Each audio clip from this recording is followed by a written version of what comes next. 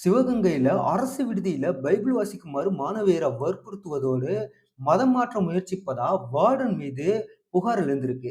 காளையார் கோயில் அரசு ஆசிரியர் பயிற்சி நிறுவனம் எதிரே அரசு மாணவர் விடுதி செயல்பட்டுட்டு இருக்கு. இங்க 6லேருந்து 12ஆம் வகுப்பு வரை படிக்கிற 68 மாணவர்கள் படிச்சுட்டு இருக்காங்க. வார்டனா காரைக்குடியை சேர்ந்த லட்சுமி அப்படிங்கிறவங்க பணிபுரிஞ்சு வந்துட்டு இருக்காங்க.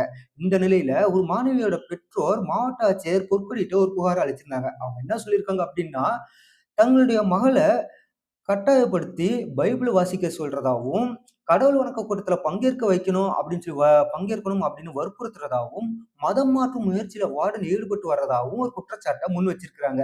இது பத்தி வார்டன் லட்சுமி என்ன சொல்றாங்க அப்படின்னா, காலாண்டு, அரையாண்டு தேர்வின் போது பைபிள் வச்சு கடவுள் வணக்கம் பாட சொன்னதாவும், புகார் எழுந்த பின்னாடி இது எல்லாத்தையும் நிறுத்தி விட்டதாவும், இந்த புகார் குறித்து ஆதி திராவிடர் நல அலுவலகத்திற்கும் எழுத்துப்பூர்வமா விளக்கம் அளிச்சிருக்கிறதாவும் சொல்லியிருக்காங்க.